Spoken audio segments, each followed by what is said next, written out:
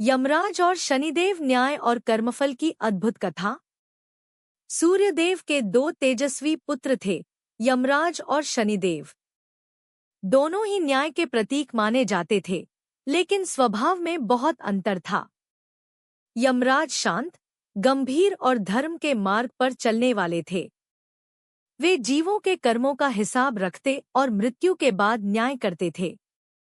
दूसरी ओर शनिदेव कठोर तपस्वी, धैर्यवान और कर्मफल देने वाले देवता थे। वे जीवित मनुष्यों के कर्मों के अनुसार उन्हें सुख दुख प्रदान करते थे। एक बार देवताओं के बीच यह चर्चा हुई कि यमराज और शनिदेव में अधिक प्रभावशाली कौन है। सभी इस प्रश्न का उत्तर जानना चाहते थे।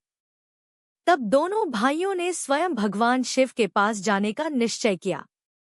कैलाश पर्वत पर पहुंचकर उन्होंने भगवान शिव को प्रणाम किया और पूछा, प्रभु, हम दोनों में श्रेष्ठ कौन है?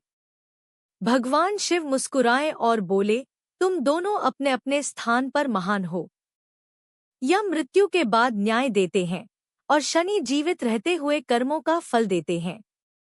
परंतु शनिदेव का प्रभाव पहले पड़ता है, क्योंकि मनुष्य जीवन में ही अपने कर्मों का परिणाम भोगता है।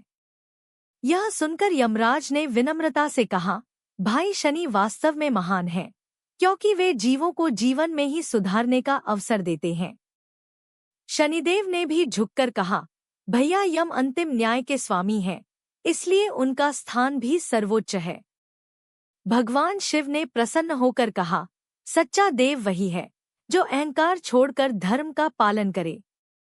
तभी से यमराज और शनिदेव दोनों को न्याय और कर्मफल के देवता के रूप में पूजा जाने लगा। उनकी यह कथा हमें सिखाती है कि कर्म ही मनुष्य का सबसे बड़ा साथी है। जय श्री राम।